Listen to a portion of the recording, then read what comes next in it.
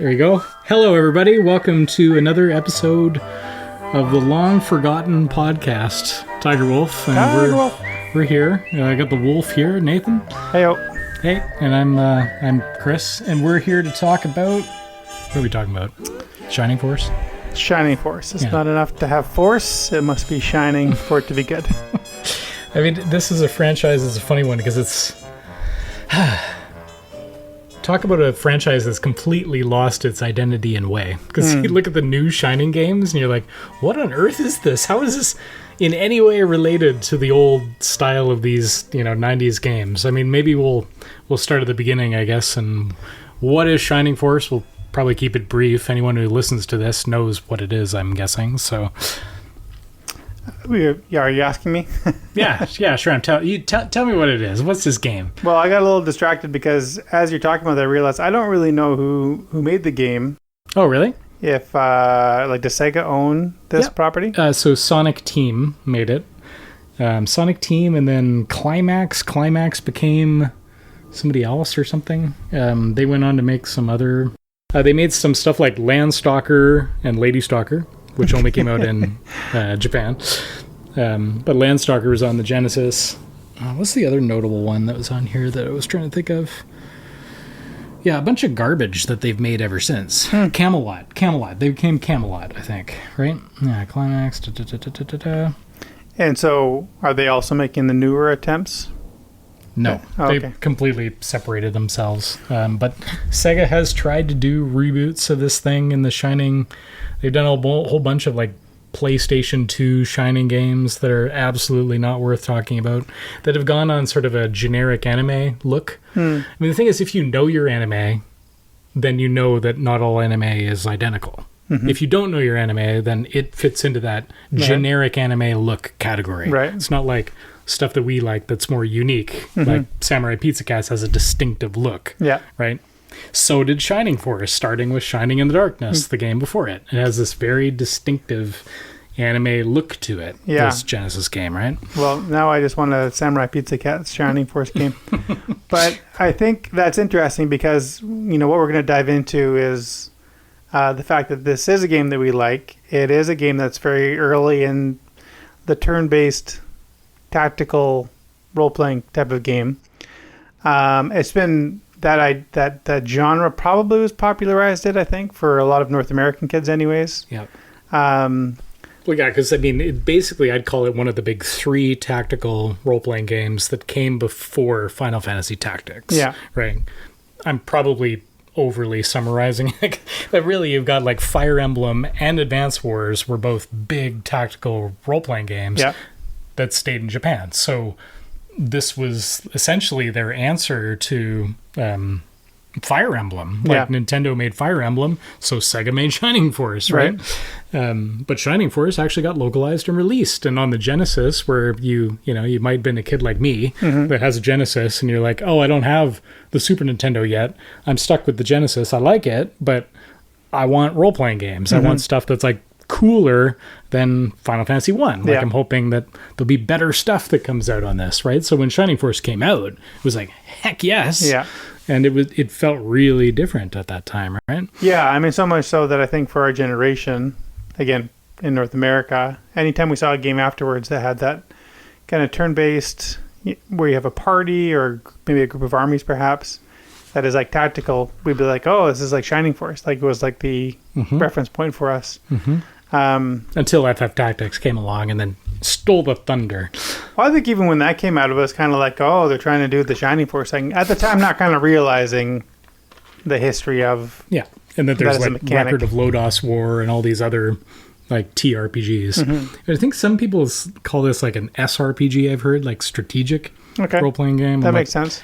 TRPG is simpler to say. But maybe they're just trying to avoid it sounding like a tabletop RPG. Now you have to distinguish. TRPG is Shining Force and TTRPG is Dungeons & Dragons. Sometimes in board games I will hear people say a game is strategic or not tactical, or it's tactical and not strategic.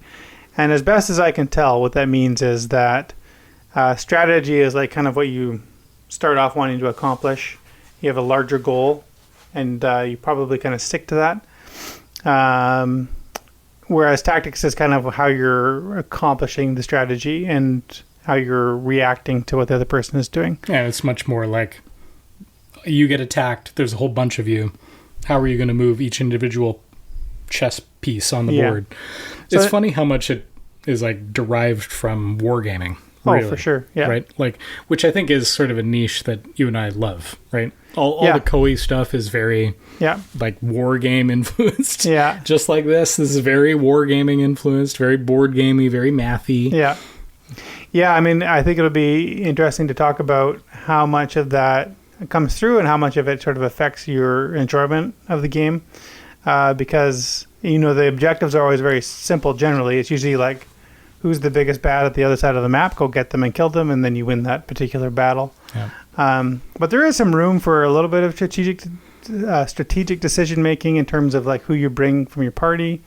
You bring yogurt, obviously, and gong. It's very simple. You bring out the gong, bring out the yogurt, instant win. You're going to win the game. That's how it works, right?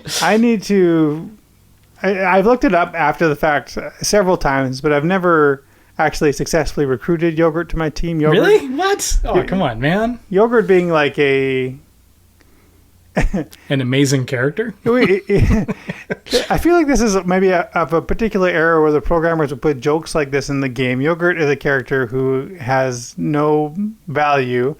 I think that's like... But it's like it's different than the Dragon Quest goof off. Like Dragon Quest had the goof off, and if you stuck with them for long enough, they evolved to the most powerful class. That's always what I assumed. The sage. But Yogurt just stays Yogurt. He's hamster. His class is hamster, and then you're like, what does he evolve to? Hamster. And his stats are consistently just the worst, up by nothing. Yeah, and he starts at like 1. And he's utterly useless and stays utterly useless. So you can't even get like a secret out of the joke. Yeah, well, I commend them for sticking to the bit, because my assumption for years until I read otherwise was that I could get Yogurt to, he would hatch into something amazing or something, evolve or whatever. But I'm sorry if I just totally ruined that for everybody. No, I had read that elsewhere. We should have given everybody a spoiler alert. Like, hey, spoiler alert, everyone. Spoiler we're gonna ruin a 30 whatever year old game. Yeah, so there are choices in terms of who you have in your party. Some characters are more mobile, some are range, some can fly, so that can be helpful in certain scenarios. So there is a strategic component to it. Yep. But you can also just sort of stick with, for the most part, your characters who are the heaviest hitters. And I think most people do. Yeah. Right, in this game. But, it's an interesting... So we'll talk about this. You played it on, like, you used Genesis, right? You played the Genesis version? Is that what you were playing? Is there any other version? Yes. Oh. So I played the remake for the Game Boy Advance. Oh. Just to be different and spice it up. Interesting. Because they added content. Okay. So you'll get to learn about this from me while we talk, hopefully. Yeah. Some really interesting additions to it. They totally changed the graphics, but not for the better. So the battle stuff is just goofy looking, but anyways, we'll run through this game, but I think the easy way to describe it is some fantasy game. You have no random encounters whatsoever. You just kind of get a random war starts. So you leave the castle. Oh, look, there's a war. And now you're moving chess pieces on a board until that war is completed. And then once you're done, you can go back to the town, wander around, go to the inn, revive people. There's a little bit of randomness in the people that you can bring along, because if you kind of play a streamlined version and don't talk to everybody, you might miss out on the occasional character who will be in your party. Yeah. And actually, in the Game Boy game, as soon as you leave the first town, you get some random story cut thing.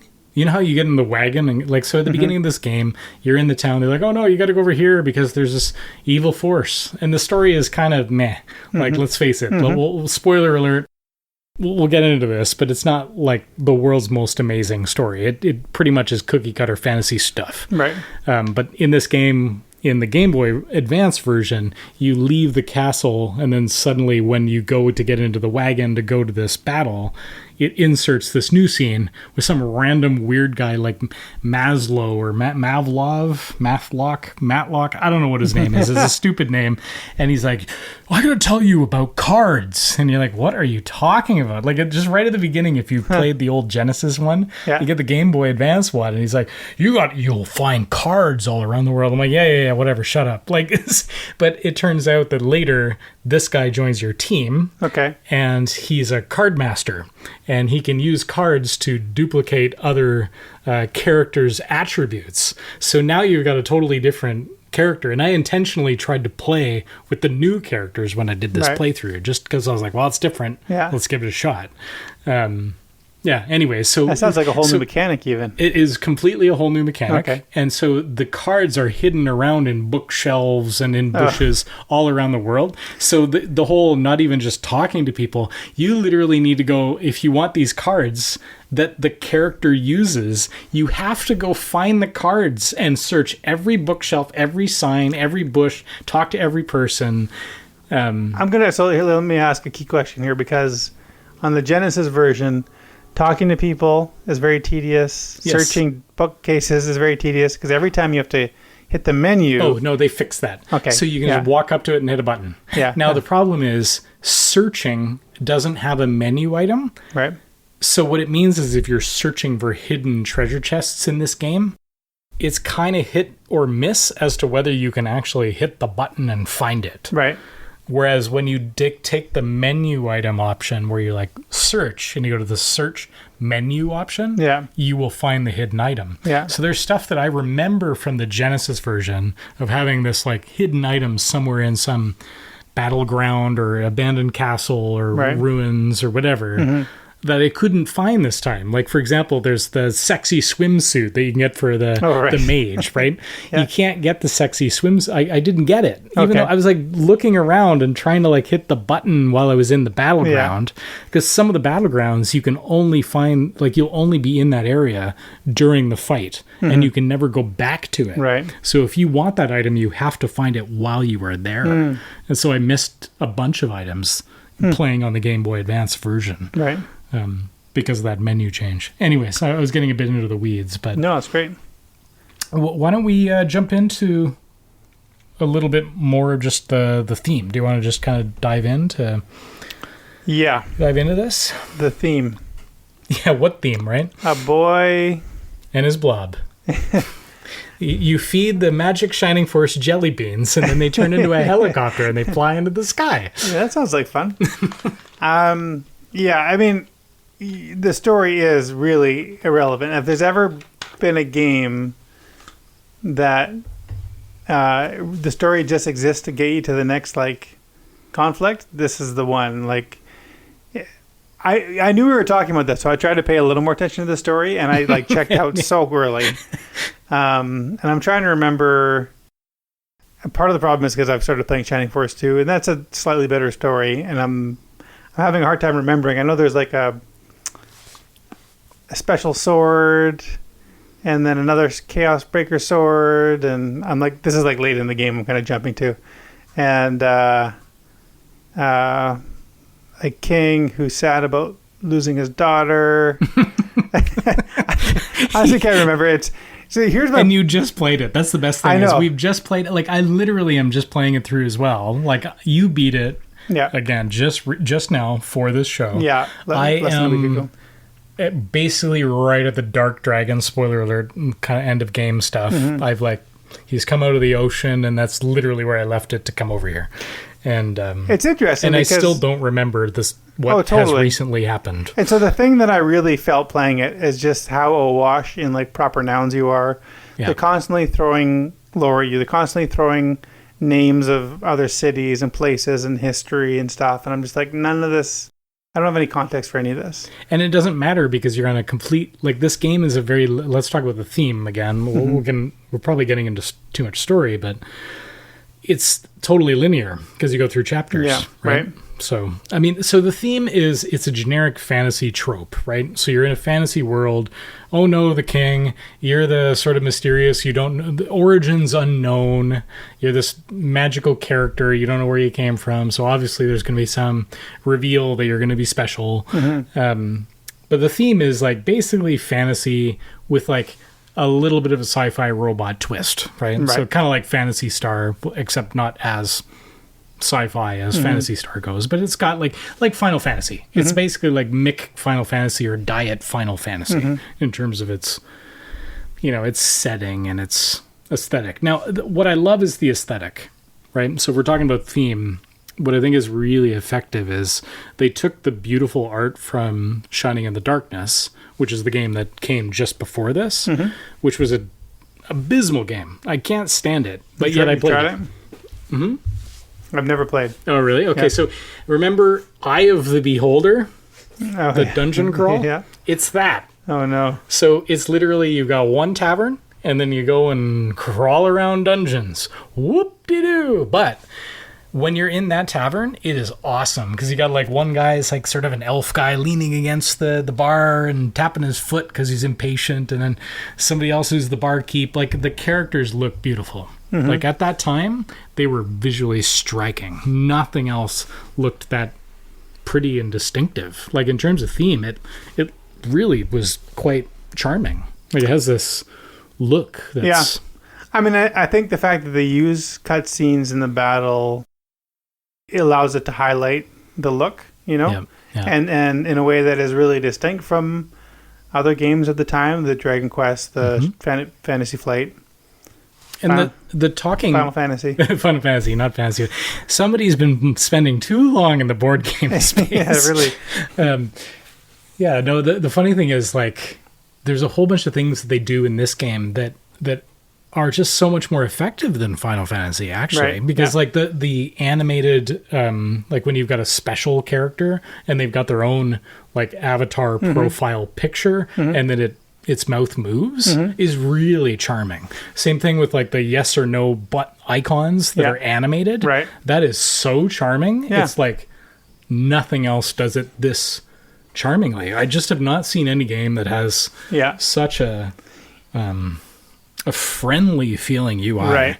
Like it's really friendly feeling. It trains you to get excited every time you interact with the new character who you haven't met yet, and you get the little avatar pop up, and you're like, oh, this is somebody important. Yep. And that's one thing the GBA version does, I would say a little bit better, because they redrew some of the characters that looked a bit off. Right. Made them like prettier or whatever. Like Chris, the elf lady, she's like a mage, or no, she's a healer. Her avatar is drawn much more like, it's a much nicer avatar. Like the art is just much cleaner. I assumed Chris was a male, so if the art makes it clear that it's a female, that helps. No, Chris was a female. Yeah, I mean, I think also that art does something where the game introduces you to. Sorry, that's okay. A bunch of different characters who are of different races. Yeah, well, it's cool because you've got like different species, right? Yes, you got the birdman. Kind of, you've got a male, female, bird person character. You have a centaurs, whole herd of centaurs. Yeah, and I actually really like the sort of the more free-ish characters, like the wolf person and the what's one of the other ones? Like, well, the dragon is useless. Spoiler alert: the dragon is horrible. Like the dragon, the robot, just throw them away. They just don't even bother. Oh, robot was one of my best characters. Really? Yeah. I mean, maybe I just stuck with him. Oh, you probably just stuck with it. I gave him a ring of mobility, so he was able to get in there. Oh, okay. And so when he's fighting a lot, he was one of my strongest characters at the end. Yeah. Okay. Yeah. And I've read other like walkthroughs and stuff where they said the dragon's really good, but I also found that because they were a flyer, I wanted them to be good because they miss all the time. Right. So you have to like cast agility spells on them and stuff. Right. So. Anyways, but for me, I was playing through, I wanted to focus on the new characters. Right. So as soon as I got them, which is basically around, in the GBA version, halfway through. Right. So you know how there's like two, so basically the theme of this game, you got like a map where it's split into two, and it's an upside down U, or a horseshoe, I guess would be how a normal person would refer to this. You start on the bottom left of the horseshoe, and then you get to the right-hand side of the horseshoe. Right. You go all the way around the world. Magically, but halfway through is when you meet you hook up with all these characters. So you get three of them. One is is it Runefaust or just before Runefaust? I can't remember what it's called. Prompt I think the city's called Prompt. Is that once you start getting to the moving town, like that has like a wagon or something like that travels around? Oh, it's way past that. So close to the end of the game, you meet this king who's been sort of brainwashed by the evil wizard Dark Saul, or Dark Saul, whatever. Doesn't matter. His daughter takes off, and then she joins you. And she's a sage, I think. Something like that.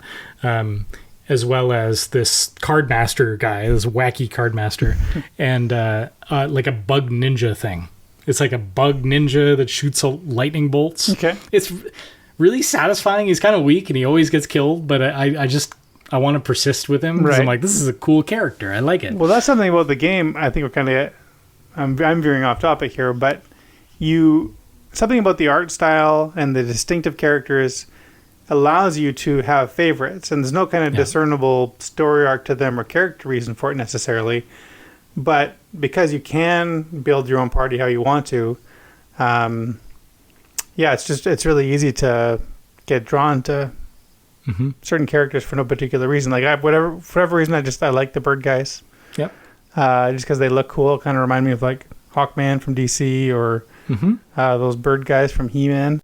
But they actually are useful because they can fly all the way across all the stupid mountain ranges, right? Like, I won't get into... I mean, we're probably getting into other stuff. So maybe we should just sort of wrap up theme. Like, in terms of setting and the aesthetics of this, we're going to do our same system, which is we're going to rate each of these attributes out of 100, Koei style, because, everything Koei is scale of 0 to 100.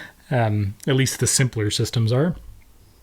So I'd say the theme, because excluding the story, right? Just focusing on aesthetics and the setting, I think I would rate really highly. I would give this like an 85 in terms of, to me, I love the art style. I love the UI, but that's kind of later into it. I'll be in the interaction.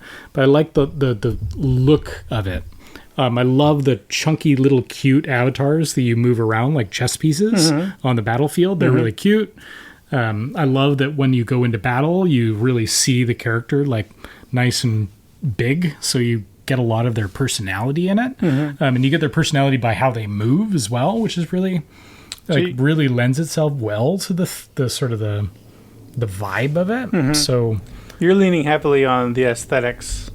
Yeah, well, because we'll get into like story and lore later. So if I was just looking at the setting, I like it. Like I like a fantasy setting anyways. I like that there's enough of a twist of like, robotics around. I find it like a charming aesthetic. So yeah, I give it an 85. Yeah, I find the setting itself pretty forgettable. Like I'm even struggling to kind of remember like distinctive locales, battle locations. Remember the wagons. I remember the wagons. I remember like the bird place. I remember also we get the beast guy. So there's some stuff where it's like memorable, but overall the setting's not particularly memorable. However, I mean, you're definitely convincing me on the aesthetics, like even that sort of warm, friendly, approachable iconography and stuff. It's hard to separate that from the clunky use of the mechanisms on the Genesis version. But I agree with your overall point. I'm going to kind of grade this really against its peers of the time, the other role-playing games that existed at the time. And it would be top of class as far as that specific thing goes. So I'm kind of rambling a little bit to try to figure out exactly where I land. I think I'll go with 73. Cool. Yeah. Well, so speaking of clunky, let's talk about the interaction design. So this is really about the mechanics and the UI, right? So how you use this game, how players interact with the game world and its characters. It does have that charming aesthetic to the UI, but oh my goodness, managing your items sucks. Yeah. Especially in the Genesis version. So the good thing about I cheated because I played the GBA version. Right. And they fixed a lot. Yeah. So like I was saying, you don't have to use a menu. It's kind of like Dragon Warrior in the old school days. Yeah. You had to use a menu item to go down the stairs.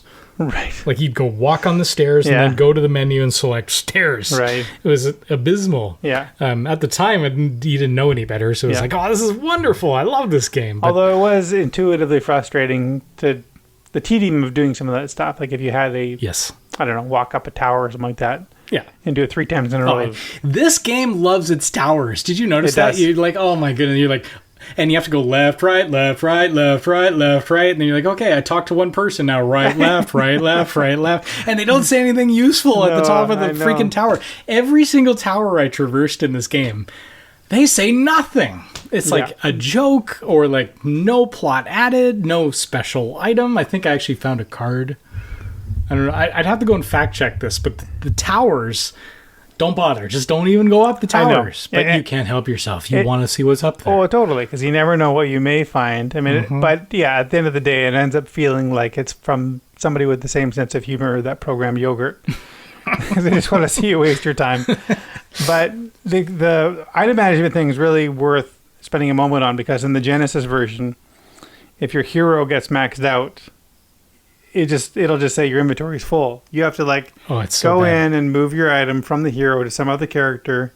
So you're never wanting to carry herbs or whatever it is that and you only got 4 slots. Yeah, exactly. So in the GBA version, you got an item bag. So if your slots are full, it auto goes to the bag. I was going to ask about the card thing. Sounds like it'd be a huge pain on the Genesis version, because those are all individual items, I assume. Yeah, you wouldn't even be able to do it. Yeah, it would just be ludicrous. And the thing is, you have to equip them. Yeah. So basically, that character, you can't give them any rings. You can't give them any special stuff. Right. That's actually one thing that's kind of interesting, though, that there's no armor.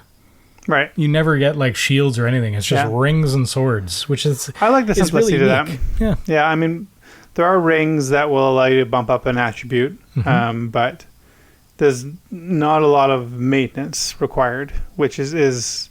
So this is kind of one of the things that's interesting comparing it to later games. Like if we look at Final Fantasy Tactics, for example, it handles the whole kind of tactical battling really well. But I always bumped up against this thing where there's just so much to manage. There's a very exhaustive skill tree that you can work on. There's a thing that seems fun to me in theory, where if a character dies, they're gone, and you have to go find a new character to fill your party.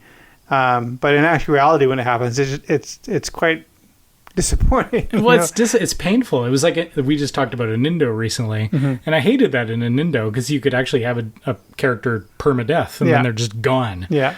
And then you don't get any mourning or anything. You just leave the battle. They're they got killed in the battle, and then if they're they might have just got injured, and then they're okay. But then if they die, they're just gone, and you just leave the screen, and you're there's no mourning. They're just gone. And if you've been grinding and stuff, then it feels like a lot of wasted hours. If it's a game where you are oh, I built this party tactically so everyone complements each other, and you've just lost your tank, you're oh great, I have to go find another kind of tank and build them up. So for Shining Force, I really like the kind of simplicity where everybody kind of comes pre-made, so to speak. And yeah, you want to build up characters to make them better, some of them more so than others, but you don't have to worry about kind of armors and unique weaponry. I mean, micromanaging. There are unique weapons, but it's only kind of one item essentially. Maybe 2 if you want to have your rangers to have a melee weapon and a spear or something. Well, this gets down to the interaction of this, is that mechanically it feels like a board game to me. And what I mean by that is the math is you get all these attributes, and you level up and you get +1 hit points.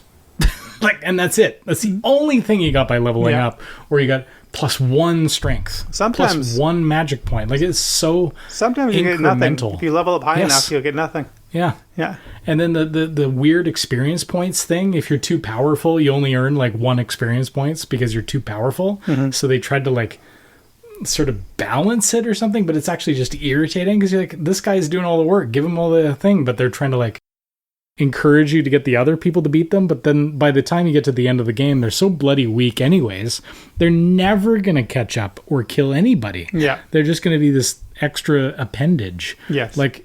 most of the people on my party, I'm almost at the end of the game in GBA, and they can't do any damage to anybody.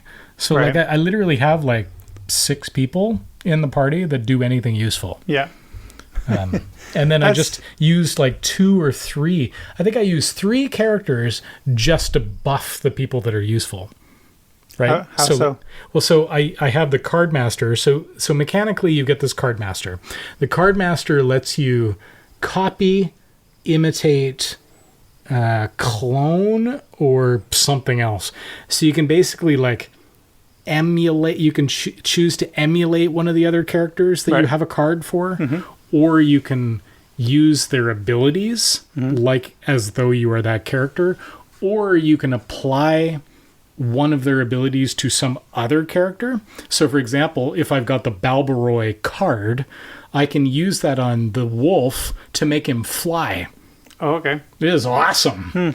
So basically I've leveled up my wolf that he just destroys everyone. Yeah. And then I gave him fly ability. So you can just waltz all the way to the end guy. If it's like your win condition is defeat this boss, no problem. I'll fly to the boss, kill him, and move on, right? Yeah. Because I found in the GBA, they do one thing that's really interesting. There's a bonus condition. I don't think this was in the Genesis version. You basically, if you beat that battle within a certain number of turns, you might get 1,000 gold coins, or you might get a rare item. Oh, okay. So what's cool about it is if I've taken too many turns, I just leave the battle and come back to it. Right. So like, I don't know if you were doing this to level yourself up, where you kind of go through, beat a whole bunch of people, and then flee. Egress. Yeah, egress out of there, or wings. Yeah. But I was doing that all the time if I wasn't hitting the win condition of that battle. Right. Because I wanted to get the extra gold, or I wanted to get the extra rare Right. items. I wasn't aware of that extra dynamic. I mean, maybe it exists, and I just didn't notice. I don't think it's in the Genesis version. Right. But yeah, But- anyway, so I've got like characters that I'm buffing with. I use the card and I go, okay, the Wolfman can fly now. Okay, so if Xylo can fly, perfect, I'm covered.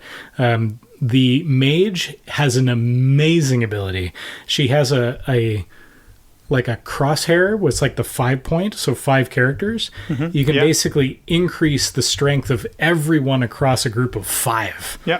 So I just walk up to them and I've got like 5 people that I've just powered up. Yeah. So I've got like the wolf can fly, and mechanically it actually is kind of interesting. I have not really heard a lot of people talk about the GBA version, to be honest.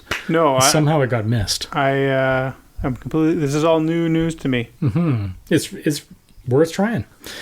But yeah, like the mechanics and the UI, like the UI is pretty, but it's so clunky. The sounds get annoying, actually. Like where it's like every time everyone's talking, and every time you're shuffling between screens, it's making all these sounds. Yeah. So that part's a little bit weak on the UI side, I would say. Even though it's like aesthetically quite attractive, somehow it's just that only having 4 items per character is a bit of an annoying chore. Even with the GBA version where you got the bag, it's still a pain in the butt. Gameplay wise, But mechanically, it's quite satisfying in the battles. So yeah, that makes sense. Yeah, you touched on this idea that you've only got kind of 6 characters that are useful, and also I'm realizing now you mentioned the robot. I was thinking of the armored character. He's quite good for me. are you talking about like the armadillo? Yeah, Oh yeah, the armadillo's super good. amazing. Yeah, the robot. By the time I got him, couldn't do anything, so he never ended up. Yeah, because he joins you right at the end. Why would you give new characters right at the end? You're about to beat the game. Or at least You've make him really invest- good. Yeah, like they got to be like the best. But I don't know.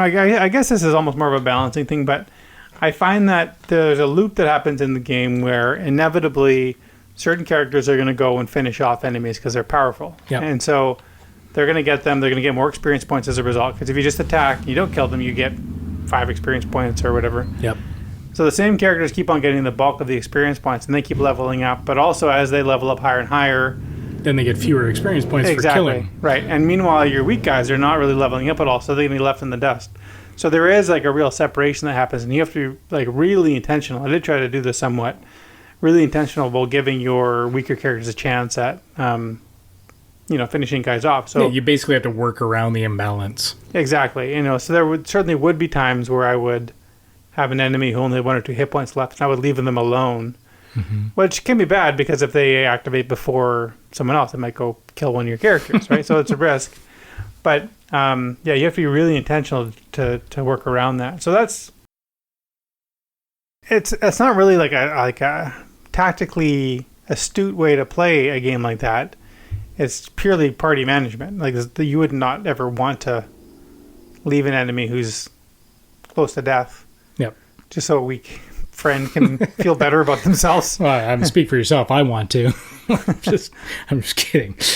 I love the mechanic of like that you have multiple people to micromanage and run around on a battlefield, right? Like I always wanted the Koei grand strategy games to feel more like that. Right. Which is why it was a travesty to me that there was a Romance of the Three Kingdoms tactical role-playing game that never left Japan. Like, are you kidding me? And in the golden era of like 1995. Like that is so my sweet spot, the everything I want to play.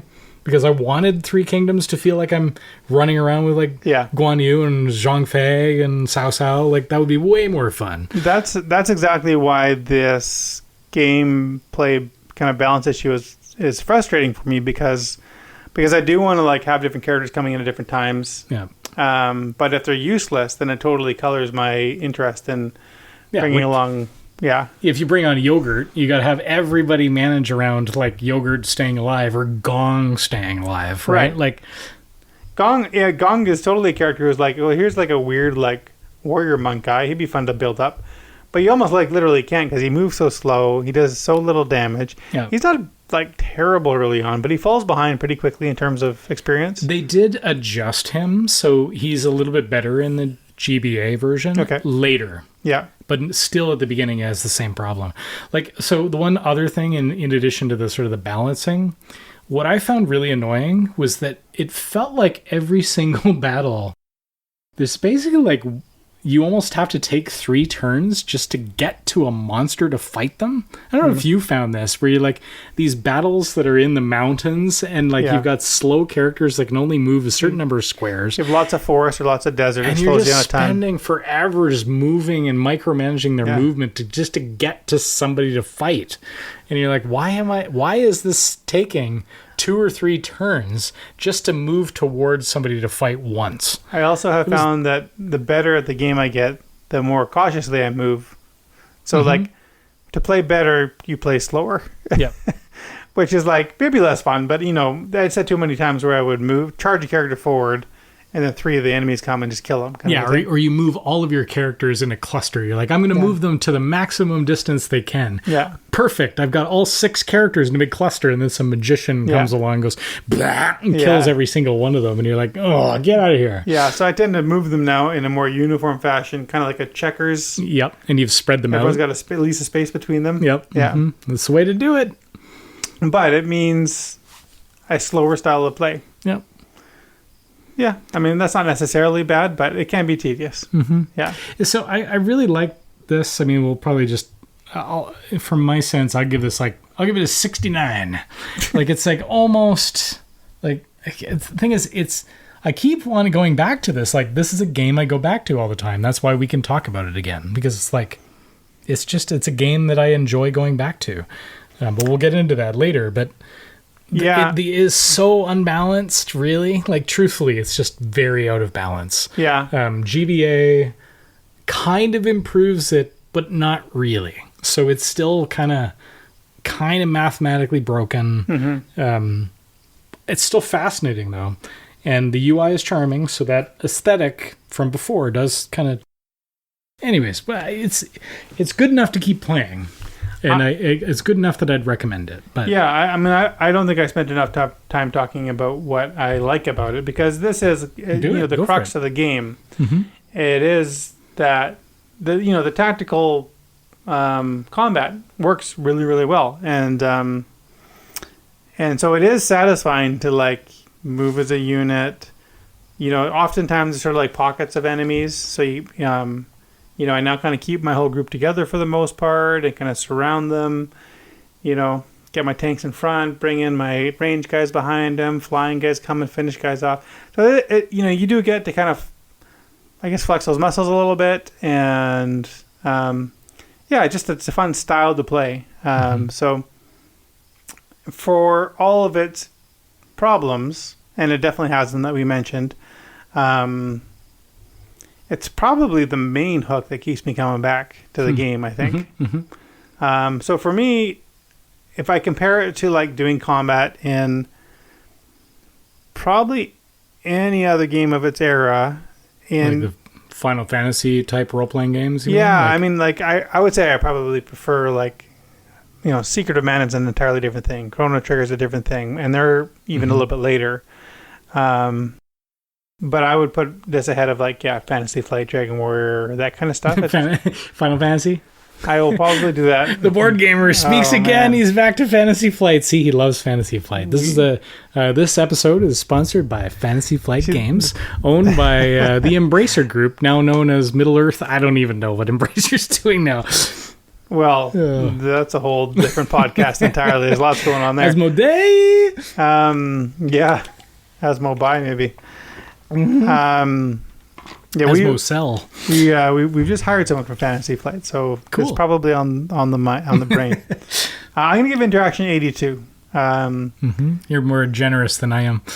Yeah, because despite its flaws in Interaction, it is the main reason I play the game. Like if I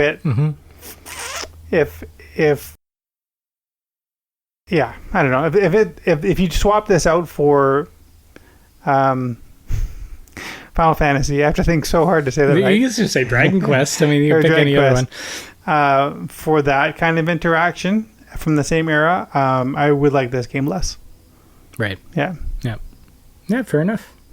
Well, what about graphics? What's your vibe on the visual quality, the art style? Like, I think it's probably important to look at this one of its time as opposed to across all of video games.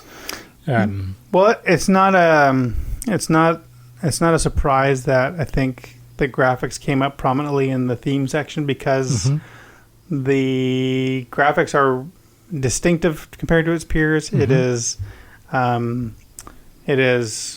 prominent. Like games of that era didn't necessarily have art plastered in the gameplay experience. Yeah. And this has it in those avatars. It has it in the cutscenes in the battle. And for its time, it is really kind of distinctive and interesting and fun, and it does so much of the heavy lifting for kind of putting you in that world. So I do have to give it high marks here. I don't know. It really worked for a 5-year-old, I'll tell you that. Like my youngest was just like, she loves the sprites when they're walking around the maps and stuff. Like, especially like, the cute dragon. Like she insisted that I play with this stupid dragon on my team. I'm like, the dragon's no good. I don't want to. It's just gonna die. It's terrible. Well, even the choice to, you mentioned the fact that they're all distinctive, but when you level them up to their, we haven't even talked about that dynamic. The promotions. Yeah, the promotions that happen, which I guess is probably kind of an interaction thing. I'm not sure, but it can be quite satisfying to level those characters up, and because there's a choice to like, you can keep grinding beyond level 10 and get them. The stronger you make them before the promotion, the stronger they'll be at promotion. And not only do you get this like kind of new version of the character who has got better stats and stuff, and they can now carry better weapons and that kind of a thing, the avatar itself changes, and that's quite satisfying to go into battle. And it's like, they look a little tougher, or their armor looks a little different or whatever. And it's just like, it's a little detail, but it is one of those things that kind of makes you excited about them as a character. I think that's what I like about this game is like, they did pay attention to a lot of the details. That's why it's surprising that some of the mathematics are so out of balance, because I don't know, maybe they just needed more of a mathematician on the game or something, because in terms of the art style and all this little attention to like UI details and the quirks and stupid things like yogurt, they're actually just really charming. There's a charming level of detail to those are all choices. Yeah. So I mean, I'd give it really high marks. And in terms of on the Genesis, it's one of the most attractive Genesis games. Like if you compare it to the rest of Genesis, like Phantasy Star at that time. Yeah, Yeah, like I find it more attractive than the earlier Phantasy Star games, personally. Oh, for sure. And again, because I guess it's because it's the cartoon Avatar. It's a little bit more cartoon. Phantasy Star was trying to be a little bit. I guess it's also anime. It's just not as engaging. I don't know. Visually, it's not as striking. Is Phantasy Star the one where you would spend your hit points to cast magic? No, you're thinking Paladin's Quest. Paladin's Quest. Yeah, what a goofy choice that is. We'll have to talk about that one in an episode. That had the worst color scheme. Really? I hated it. So, yeah, we'll have to save that for a good game. I like it. I'm happy to talk about it, but the color scheme every time was just like vomit. It's so garish. Anyways, what would you give this for the graphics? Like, specifically the graphical execution. Not sort of the overall vibe, but more the exact pixel art, the avatars, the sprites, the battle sprites. Yeah, I mean, if you had asked me before I replayed it, before us talking about the impact of it, just kind of the general sense of what the graphics are 2 weeks ago, I probably would have been like, oh, they're fine. You know, probably say like 55, 60 or whatever. But paying more attention to it and seeing how kind of key to the experience of the game it is, I'm going to give it quite a bit higher score. And especially if I compare it to its peers, I think I'm going to go 87. I'll go 81, just to keep the odd numbers just for fun. Yeah. I've never really thought of myself as someone who is that concerned about graphics, but like a lot of things, I think in a way, if you don't notice them and it's just part of the experience, that's the best thing you can hope for, as opposed to like great big gaudy cutscenes that have a lot of camera movement and stuff like that try to draw attention to them. I don't like that at all. Yeah, I mean that's why I was so put off by Final Fantasy VII for so long. Yeah, because like right away it's like this is like move the camera around. It almost felt like it was showing off, and it was just irritating. Yeah, I was like, I'm just not interested. Yeah, a game I have since enjoyed, but will always hold a little bit of, I don't know why, resentment, or just kind of roll my eyes at it a little bit, just because of how it felt like it was like, this ain't your grandpappy's Final Fantasy. It totally has or that. Fantasy Flight. Yeah, I mean, so engagement. So this is really about like how engaging are some of these mechanics.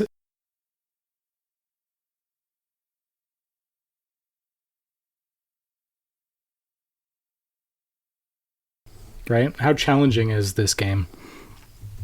I mean, it is, the gameplay is not necessarily that challenging. They're imbalance, and some of the luck factor is challenging because particularly early in the game, like I'm trying to think if I lost many battles late in the game. Not very many, but early in the game what could happen is I've got my kind of hero somewhere, and the way you lose battles is that your hero dies. Everyone else can die. As long as your hero's alive, you can go and resurrect them. Do you like that, or do you find it irritating? I don't think this game should have a hero. I think this game should just be about the party.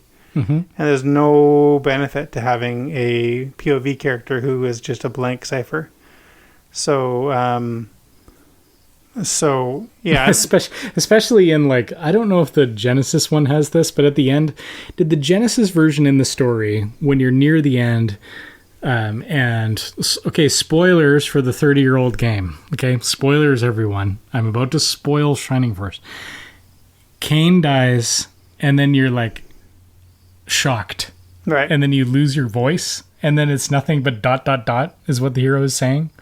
Did you have this? I mean, the Kain story thing. Yeah, because that'll happen for sure. Yeah. But like, was he mute? And then you're like talking to everybody, and then like you go to talk to the hero, and he's just ... and they're like, "Oh, I understand that you've lost your voice." Like, they expanded the story a lot in the GBA thing. Because the hero does not say a thing throughout the whole game in Genesis. Oh, okay. So he talks in the GBA one. Okay, so they try to give him a personality then. Yeah. And then like he gets mute, and then he's suddenly like, you're having all these long conversations, and he just goes ... and then some other character walks in to like speak for him. It's really annoying. I mean, that's probably a little more interesting, but He's still a really boring character. I think you could get away with even like shifting perspectives because it has chapters. Mm-hmm. And so maybe the first chapter is about this kid kind of like coming of age, and the second chapter is about the Wolfman or whatever. Like, you know, maybe. But you could really you could bounce around. It almost feels like they tried to do that a little bit because you do have like, you know, the Birdman and Wolf shows up in chapter 3. I think Henri the princess is in 2. Like they kind of have characters. Like it almost felt like they were going that direction. Yeah, which is like something we really enjoyed. This is a different experience, but in I think Dragon Quest 3, right? Or is it 4? Oh, 4 with the different chapters? Yeah, the different chapters. I mean, that has a big kind of jump from storyline to storyline. But that can be a really kind of fun thing to do. It doesn't add anything in this to have a hero character. Yeah, I think Dragon Quest 4 is a good example because you play these individual stories in the 4 chapters, and then at the end, you all meet up and all become one big party. It's actually really satisfying because you're like, all of that effort paid off. Well, right? something like that in this would be a ton of fun because, for one, it gives you context for all those proper nouns they keep throwing at you. Yeah, and maybe you'll actually get some story fleshed out with some of these characters and care about them, right? And so and then if you merged parties late in the game, that'd be quite really exciting to be like, oh, I get like this character I built up back in chapter 2, who I know is a badass. Now he got to use him again, and you get to see how these characters you've worked on will kind of combine. So I forgot kind of what the original point was.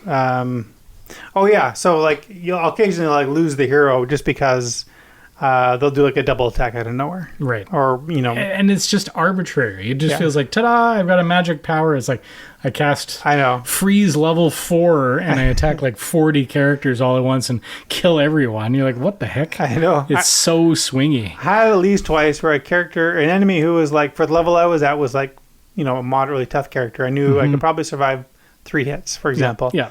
So they moved in. I'm like, no big deal, hit. Oh, they get a second attack. Oh, the second attack is a critical hit. Okay, so I lose. Yeah. And so stuff like that you just can't do anything about because you need to have your hero in there and fighting and leveling up. Well, and the critical hits are really, really critical. Like, they really hurt. Like an extra 50% or something like that? It feels like it's double. Like, it's probably around double. It's so high. Yeah. Like, you get really obliterated if somebody hits you with a critical. But, I mean, did you find this game engaging? Like, in terms of, like, do you find yourself nodding off or, like, sort of going through the motions? Or does it capture your attention? The game is entirely about the battles? Yeah, I was going to say about the battles. But it's actually also about the party management, which is, like, kind of funny because there's not really a lot to do there necessarily. That's almost like... It's almost a missed opportunity because you kind of just settle in with a team and never change it. Yeah, but it is also kind of that funny thing where games of this era, because of their limitations, there's more room for you to almost build like a headcanon to just have favorites for whatever reason you're drawn to particular characters. And so all that stuff kind of informs the party that you build. And that's fun. So I find like when I'm walking around the towns and stuff, I'm talking to everybody I can. I'm searching all over the place, but that's kind of more about due diligence than like fun. Yeah. And oftentimes, I'll kind of finish the town segment or whatever and realize I really don't know what I'm supposed to do next because I just really kind of checked out when they were saying text at me. And and like Shining Force 2, you actually really kind of need to pay attention. There's been a couple times already where I've had to kind of go to the reference guide because I'm like, I have no idea where I'm supposed to be getting next. Right. Because it's much more of an open world kind of feel. Thank goodness, because this one is so on rails. It's completely on rails, which is definitely part of the reason why it just feels like get to the next battle. Yeah. So, that kind of goes back to the narrative issues and all that kind of stuff. So engagement's either extremely high during battles or extremely low all the rest of the time. Right. There's no real in between for me. Right. So 50. What's your score then? How engaging it is? I like the game so much overall that I have to rate the battles more heavily because I keep returning to the game. Like I think it's the crux of everything. Exactly. Everything else is filler, really. Yeah.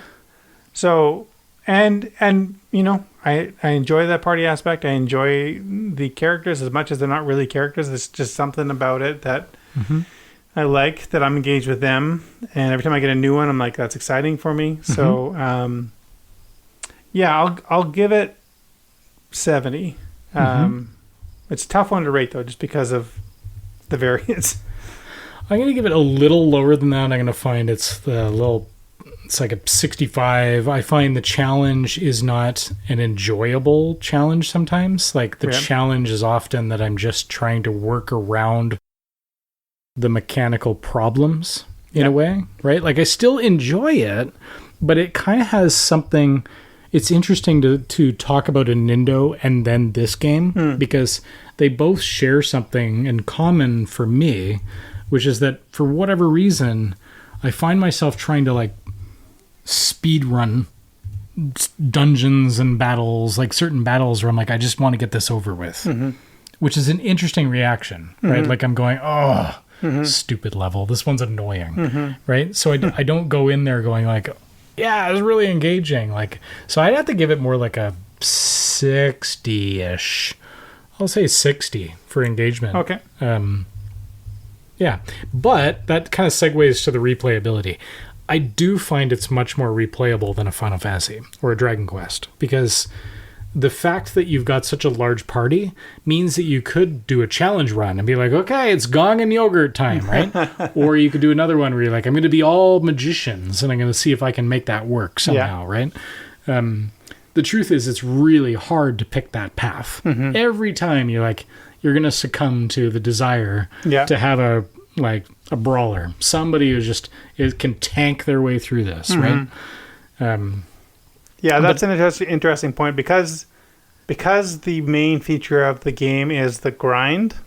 It does make it more replayable. Like we talk about in board games, what's going to make a game replayable, and often the first move is like, oh, we got to have like variable powers or like upgrades or whatever. Like it's all these sort of like some input randomness, output randomness. Exactly. And so my point is like if the core game loop is really satisfying, that's the thing that's going to keep people coming back. Even if it is, I'm working on a game with someone right now where I'm developing where it's a solo game, and so the concern is like people go through once, they experience the story, is there any reason to go back? And I'm like, the core game loop is good. That'll get people to play again, and the story is, engaging enough that they're not going to like hate playing that again. Like there won't be any surprise there, but maybe they'll experience it a little differently the next time. People read books more than once.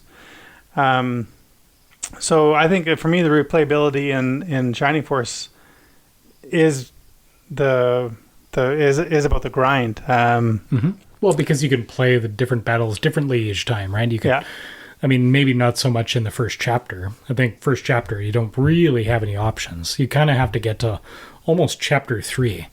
Like, I wish I could actually redo Shining Force a little bit. Right. Open it wide open. Yeah. And then just go, who do you want to start with or something? Like, and then just go, where do you want to go? And just open it all the way open. Randomize the battles a little bit more.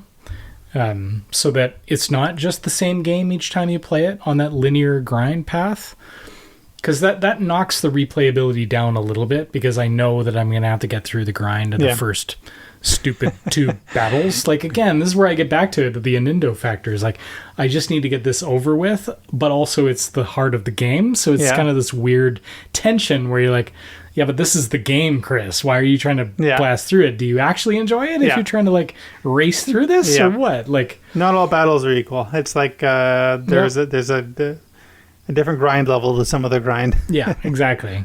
So yeah, I mean, I'd give it, like, I like that there's variable outcomes. There's really no branching paths. There's no. Like, you can kind of change the mode by changing your party, but everything else is so on rails that it really knocks the replayability down just a little bit. Yeah. However, it's arguably still more replayable than a Dragon Quest or a Final Fantasy or Ultima. Well, early Ultima, I guess. So, I mean, I think, I wish it was more replayable. That's all. So, I'll give it like a 65 for replayability.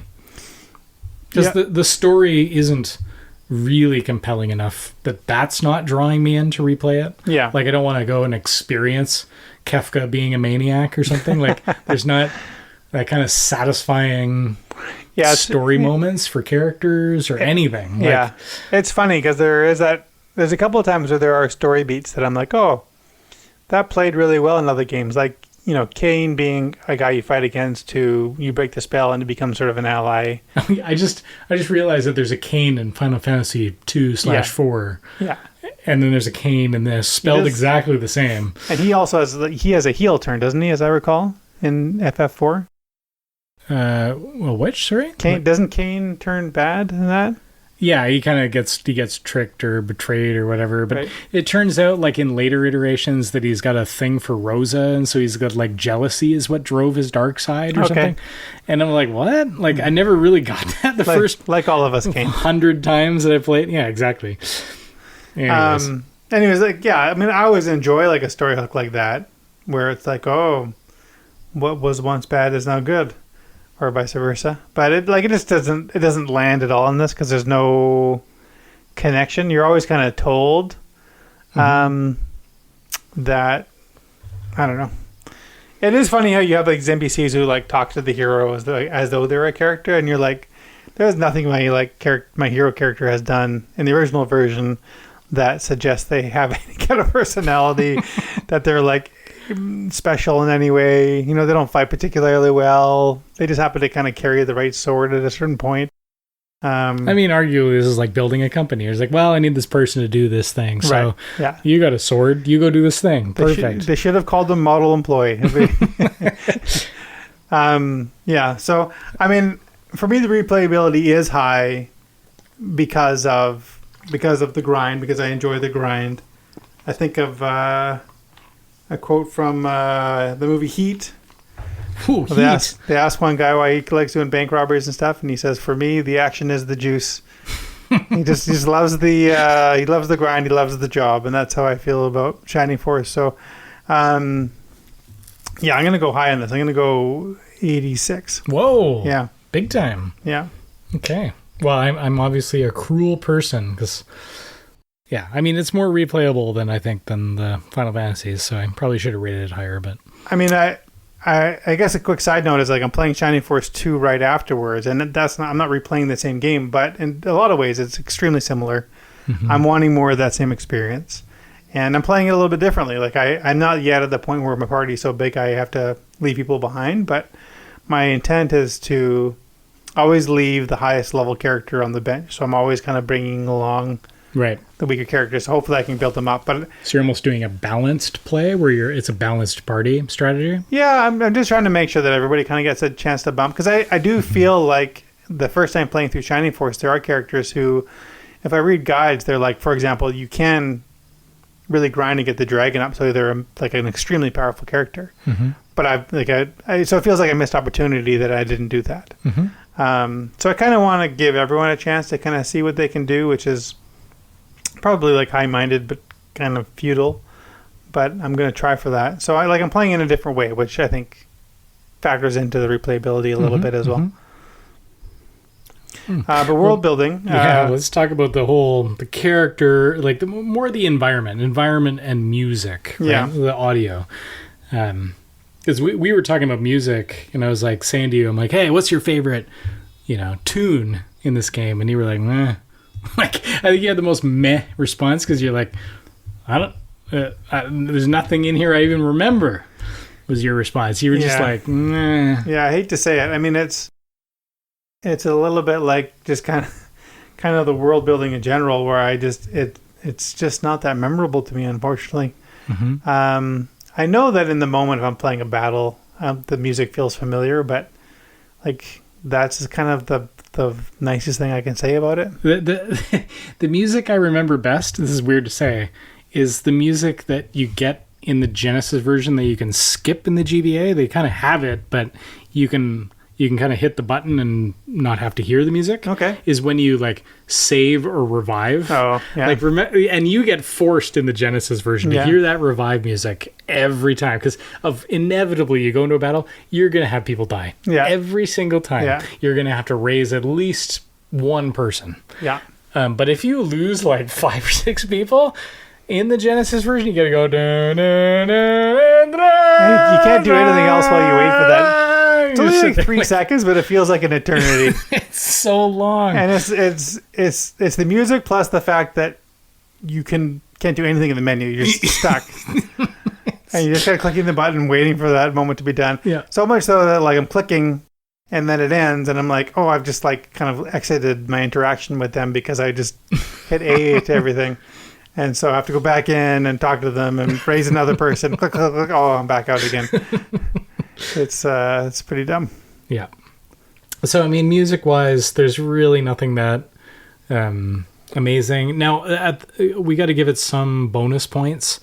Remember, the Genesis, at the time, I got the Genesis literally like day 1, right? Like, I had the Genesis really early. Still bragging about it. Yeah, it was, well, because everybody's like, whoa, you got a Genesis? I remember it just being like, anytime I'd show somebody, it's like, look, it's a Genesis. They'd be like, what is this? Yeah. Because at the time, it was just NES, and then this thing felt like it was like an arcade machine come home, right? Sweet processor. Wow. Blast processing. But the sound of the Genesis, it has a specifically irritating kind of the FM synthesis of it, because it's all based on the chip. Yeah. It's not like the Commodore, which has the SID chip and sounds really cool and distinctive. Mm-hmm. The Genesis is kind of grating. Pretty much all audio on kind of tinny. Yeah, it's kind of tinny and it works really well for Ghouls and Ghosts. Right. Fantastic for that game. But for like anything else, it's actually most of the time the music is grating. Like the version of Romance 2, like I just can't even play it because the music is just their arrangement is even though it's faster, irritating. I do like that it's faster. Like the menus move quick, which is awesome. But I'm thinking about playing the different versions of NHL 94 on the Super Nintendo versus the Sega Genesis, and it's because that hockey game has like whistles and those kinds of sounds, and it does have a kind of thinner, tinnier sound. Yeah, I used to try and Nintendo. I would hook it up. I'd use the headphone jack, and I had a headphone to RCA cord, and I plugged my Genesis into a stereo just to give it more bass and to EQ it to give it like more presence. That's and then awesome. It felt kind of cooler that way. That's a true home entertainment system. Yeah, it was like, wow, look at this Genesis. At the time, you thought it was amazing, and you were like, oh, it's great, but. Why I'm saying that is because Shining Force is actually better than a lot of other games on the Genesis in terms of music. Right now, it's no Streets of Rage 2, which is a classic. Like that sounds awesome. This one, the compositions are pretty forgettable. Yeah, and the sound effects and the instruments are, they're Genesis. So, I mean, it's one of those things where you have to kind of tip your cap to Enix and Squaresoft because they really put the work in, and even the base Nintendo games have so many memorable themes, and they really hired talented people to write really distinctive music on very limited platforms. And Shining Force just doesn't stack up compared to them. And in the case of a Final Fantasy, like Final Fantasy VI, for example, really has a lot of environment because of the music. And Like you're talking about the world of the music, right? Yeah, exactly. It really drenches you in the environment. Yeah. And actually, even arguably, a Nintendo, which I'm just mentioning because we just talked about it in the last episode, but a Nintendo actually does a better job with music than this, which 100%. is ridiculous to say. Now, I know the Super Nintendo chip is a little bit better, but there's a lot of irritating sounds in a Nintendo. Well, it doesn't, Nintendo doesn't necessarily have, this big soundtrack, but it's like when you're running around the world, it does match the feeling of medieval Japan. Yeah. And this, speaking to sort of the generic fantasy element, this music also feels like generic fantasy. Yep. And so that's just not exciting. Mm-hmm. Yeah. Is there anything else the environment, like the world building of the environment does well to you? Like the setting? They do change settings frequently, so I'll give it points for that. Like you're often kind of transporting yourself to different areas of a map. And so I did find in terms of world building, I really enjoyed the weird underground sort of underwater castle thing in the Mermaid Land. I don't know if you remember that. Is that in the Genesis version? You get like you end up on some tropical island full of mermaids, and then you have to go like underwater to some weird crystal dungeon or something. You drain an area, and go into it. Like that place, in terms of world building, was intriguing. Yeah, it sort of feels like an Islander vibe. Yep. And then in terms of the characters, I think the character world building side is also actually interesting. Like, yes, some generic fantasy, but some stuff not so much. There's some stuff in here that is actually not common in generic fantasy. Like the wolf folks, the bird sword people it's a less common trope. Mm-hmm. Like, sure, it's a trope, but it's less common. Centaurs, little less common. Certainly the weird like jellyfish egg Domingo thing, or that guy was super powerful for me. Oh yeah, he's totally awesome. That one's interesting. Obviously, Yogurt the hamster for a joke is you don't find that in generic characters. That's why I keep referencing it.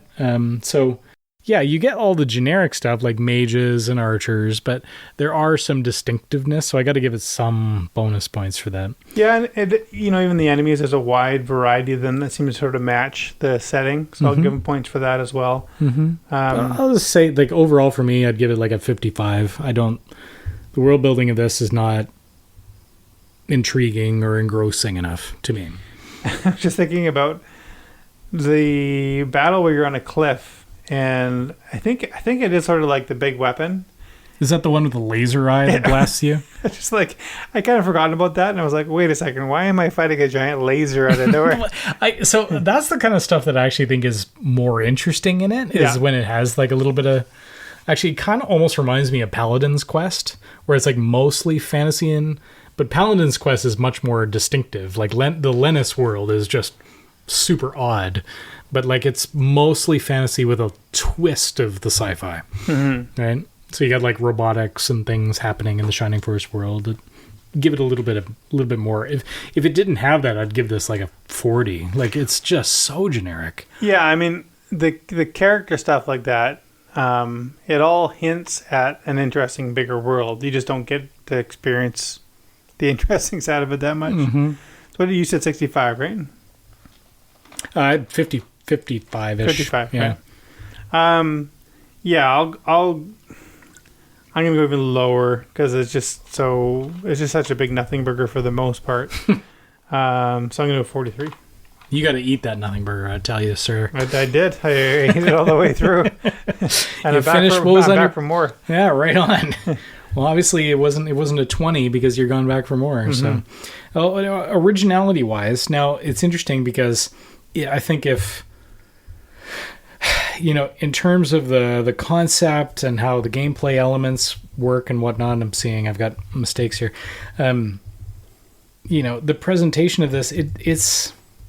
I think if we had Fire Emblem come out here back then, we wouldn't have seen this as original as we do. Mm-hmm. Like I think at the time we thought there was nothing else like this really that we were aware of. This was our origin point into tactical role-playing games. Mm-hmm. So from that point, it felt super original. Like in terms of like not the world building, that was the generic part, but the mechanics were original. Some of the characters were quite original. Yeah. So, have you played the very early Fire Emblem games? Sort of mid-tier ones, like the more Super Famicom ones are the ones I've done. I'm sort of curious about the ones that predate this, just for the sake of comparison. They're my understanding of it. Like I find it harder to go back to NES games, to be honest, now, unless I'm nostalgic about them. I just find they're just too rough around the edges. Right. My understanding of the Fire Emblem games that are on the Famicom, having not played them, is that they're just too rough around the edges. It's kind of like if you try and go play Mother 1, aka Earthbound Beginnings, I think they re-released it as. Right. It's hard to go back to versus just playing Earthbound. Mm-hmm. Right. I see here that Nintendo Switch did for the 30th anniversary, they did a localized version of the first game. Mm-hmm. So I wonder if they touched it up at all, or if there's just a strict localization. I think it was just a strict localization. Yeah, Fire Emblem, Shadow Dragon, and Blade of Light. They did remake it. I can't remember which of the... I think it's the Super Famicom version. One of the later Super Famicom versions, I think, is a remake of the original. I'm not up enough on Fire Emblem. Mm-hmm. I think it's one that we should explore, to be honest, and get to know. I'm curious about it. I mean, obviously, I like Shining Force a lot, so if this is an influence on it, then absolutely. Mm-hmm. Yeah, so for me, this felt pretty darn original. I'll give it like a kind of a 70. I think I'd score it like that. Mm-hmm. What are your thoughts? It is hard. So, for my experience, if I'm just talking about my own experience, originality is really high because it is the template that I view all later tactical RPGs by. So, it maybe feels a little bit silly because I know more, but I'm just gonna go based on my experience. I'm gonna give it 80. Mm-hmm. I keep rating this considerably higher than you. What did you say again? You said 70, 60? Yeah, I think I'd give it like a 70. Because I don't want to totally slag it off because it did, to me, felt really original. Like, I love the little animations that are quite delightful. Like, it's really satisfying when you go and hit somebody. Like, there's just a lot of little original feeling things. Like, even just that UI thing, right? Of the sort of limited color palette, head shaking of the yes or no felt really original. There was nothing else that had that kind of vibe. I mean, yes, they carried it over from Shining of the Darkness. I would argue saved it from the darkness because Shining in the Darkness was just so bad. I mean, it wasn't Eye of the Beholder bad. Like, I hate that game. Yeah. I think that one thing for it is that no other game series feels like it, even if it has the same kind of mechanics or it's also fantasy or whatever. So like the combination of art and UI and all that stuff, it all has made a package that is very distinctive. Mm-hmm, totally. Now, in terms of lore, the writing and the story... What's that? Did you say snore? I said snore. Yeah. I mean, so the writing is super forgettable, I think. I don't know. I've been talking too much, but what do you think about this one? Well, did it inspire you to go write your next great novel? I mean, what it reminds me of is that in these games, lore, story, plot, that's all kind of nice to have. It's not need to have in... I'd say lore is less nice to have to me. Like, I need to have some sort of context. Like, lore to me is like the context. Did you get that in this game? No. Like, I'm just saying, like, lore, like, for me to have that in a game matters. Having some sense of, like, this is why these things are here. Well, I think I don't think this game does a particularly good job of going, here's what's going on and why, and there's not enough why to it. It's just kind of like, oh, look, there's a bad guy who's attacking the kingdom and blah. Well, I'll use a couple of other examples here because I think like Chrono Trigger does a great job of telling a story. And a lot of games struggle to do that in a clear way.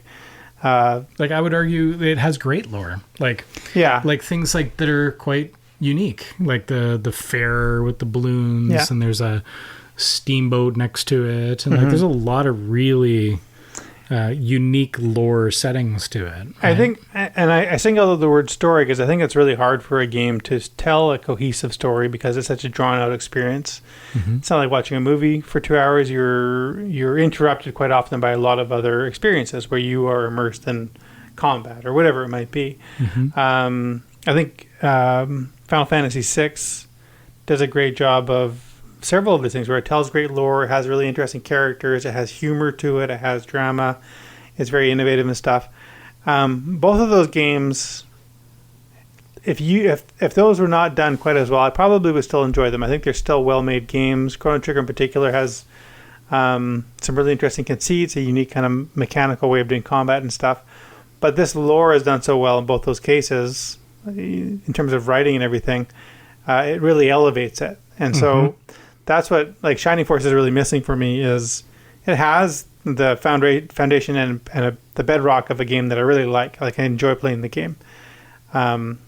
had it really hit its stride here, it would have been a really special experience. And you know, I don't think of it as warmly as those other games I mentioned, like, you know, Secret of Mana would be another one. It doesn't live on that level, and that's really because it falls down flat here. And I feel like my hunch is that Fire Emblem does a better job. Sure. So, like, you know, we're coming into this not knowing enough about Fire Emblem, to be honest, or even Record of Lodoss War. I would say even Shining Force 2 does a slightly better job.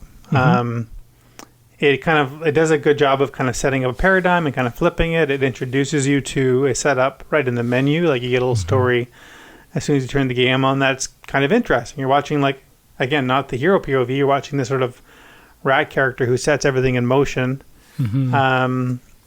and that gives you a little bit of context for everything that's happening and stuff. So they did kind of learn a little bit on how to create an experience that you're playing all these conflicts through. But in Shining Force 1, you don't really care about the story, partly because it doesn't really matter if you pay attention or not, because you're going to go to the next thing. And it really is on rails. Well, and the thing I feel like is a missed opportunity, some of the most compelling lore moments for me is actually like the save game and start game. What do you mean? Where you have like this girl reading a story. You just completely lose that. Right. That is nowhere in the game. Yeah. But actually could be driving all of the lore. It was all just a dream. That is a story. And even at the end, it does the end, and then the guy looks back at you and winks at you or some weird. It's just this weird moment where he looks at you and looks at the camera and it says the end. And you're like, why are you looking at me? This is weird. It does give me a weird sense that, like, none of this is real. You're just being... It's like the never-ending story, sort of, right? But that would be okay if they delivered on it. Like, if they... Like, because that never-ending story works. Yeah. Because it's like, this is the story and the conceit, and here's the setup, and the lore is that you're playing a storybook. Or even Super Mario 3, from a lore perspective. It's like, the curtain's raised to imply that it's a theater performance, right? Like, there's something about, if you can carry that through... could be really effective, and I just don't feel like they delivered on it. No. The writing isn't great. The story is just really ignorable. I don't care about any characters, like in terms of emotional care. Like I care that they are alive mechanically, but not emotionally. There's one point where they tell you about this great general who works for the other kingdom. I can't remember what they're called. And you fight him in like Runefaust? That could be, yeah. I think that's right. Like General Elliot or something, just after the wagons? He shows up in one cutscene, kind of knocks somebody down, and then, I'm sorry, I have to fight you, and then leaves. And then you fight him in like maybe 2 battles at the most, and you defeat him. And so, like, it's kind of an example of like... They did expand upon that. Okay, so in the GBA version, you go and you just kill him on the battlefield. Yeah. But then, like, I think in the Genesis version, you just go, okay, bye. You killed him, and then you just move on. Yeah. Like, if I remember correctly, it doesn't really do anything. Well, he kind of tells you, like... Kane's going to fight you really hard, but he tells you about Kane, basically. But does it have the story moment where it's like, where you're like, I'll heal you, no, it's fine, I'll heal you? No, I don't think so. Okay, so in the GBA version, that's the point when you meet these 3 new characters. Oh, okay. And so essentially the story is you're traveling up the left side, the left continent, and then they're traveling up the right continent. Okay. And the wagon thing, that area, is the top of the horseshoe where it connects. Yeah. So that's where you meet them, is after you beat Elliot, then suddenly you meet these new characters, including the daughter of the king, so one of the princesses, who's like a sage, and she's like, I'll heal you, Elliot, and he's like, no.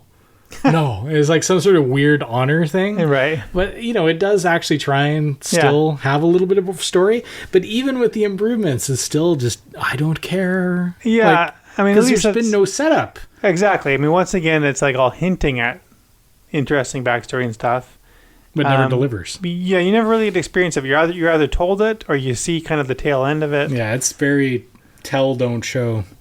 Yeah, or show too late. Mm-hmm. Yeah, so it's a shame because, I mean, the reason why we like a fantasy setting is because anything's possible. We just didn't get to experience much of what's possible. So yeah, for me, Laura is really low. And in fact, it's almost a negative in places because like early on in the game, you're just constantly fed names and places that mean nothing to me. Yeah. And so like right away I'm set up to just sort of blank out when I'm getting all that stuff. So what would you rate it? What would you rate the lore for you? I'm going to go with like 18. I'll go 33. Okay. Just because it feels like a good number, but I don't know. In a row? Yeah. No, it doesn't get those extra 4 bonus points to make it to a 37. It's still 33. Okay, well, let's land on the end. Fun. Like, is it rewarding? Did it feel challenging to play this game? I mean, for me, I'd say it's still pretty fun. I'm still satisfied. And, yeah. So this is a funny thing, because I don't know why in particular I keep going back to this game. Like I like it. It is fun. It's going to get high points for fun. But there are a lot of games that have taken this idea and improved on it. And like, blanking out on like Final Fantasy Tactics. That's probably the key Ogre one. Battle, Tactics Ogre. Yeah. Even like kind of Faster Than Light is similar kind of idea. Kind of Into the Breach. Into the Breach. That's actually the one I was more thinking of. Advance Wars. I have one on my phone that's a very similar kit, like Advance Wars, and they've all got these improvements. But the improvements tend to be around complexity and like more options and more things that you can do. And that's just sort of, that's I don't know, there's something streamlined about this and simple, and maybe the lack of lore helps it in a way, because it's just, you just really kind of focused on the one thing that I really like about it, and that's mechanics. Going through battles. Finding characters I like and throwing them into battle. And the feeling of satisfaction of progressing somebody. Yeah. You know, the vertical progression is more interesting than the horizontal, right? As in, like, I can vertically progress this character. I don't really care about horizontally progressing the story. Yeah, exactly. Like I don't know anything about this character, but I still enjoy them improving. Yeah, so for me, fun is high, and I do keep coming back to it. And I'm trying to really kind of quickly think, like, where does it sort of exist in the echelon of games of that era, particularly like role playing games? And it's not at the level of the other ones I mentioned earlier. It's probably above like a Phantasy Star, Paladin's Quest. It's probably above that stuff. So I'll probably like put it at like a 76. Yeah. I'll go 71-ish, because again, like, I think I am more lore hungry than maybe you are. Yeah. Like, I feel like you would be more willing to forgive a lack of lore if the mechanics were really solid. Yeah. And it gave you really great, interesting player agency and choice. So yeah, I think for me, it's still pretty fun. Like, and I enjoy playing through it. I love seeing the characters talking. Yeah. You know, I think the color palette is really delightful. I think those little features, like the like characters talking, probably carries more weight for you. It does. That little kind of graphical interface. But it's such a missed opportunity, because you're like, man, what if these actually had, like, what if there's a real story with this? Can you imagine? Yeah. Anyways, like, it feels like a lost opportunity. But, and honestly, that's the other thing. Make a new game. Make a new Shining Force like this, because it has such potential. I think we're almost like parents of it. Like, it's like, it's our child that we want to see succeed. You could probably make a really good, even mobile version of this game. Yeah. I mean, there's this remake footage that's a mobile game remake of Shining Force that I'd sent you, right? And it's like, where's that? Right. Like, we saw a video of it like 2 years ago. Right.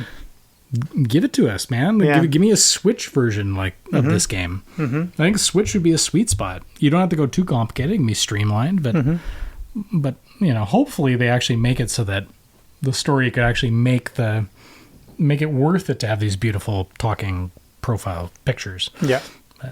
Yeah, exactly. Anyways, well, that's our thoughts. So there you go. Thanks everyone for listening to us blabber about Shining Force. It's always fun to talk about games that we love for too long, and now our force goes dim. Yes. Thanks everyone, and we'll catch you again some other time. Bye. Bye. Who cares?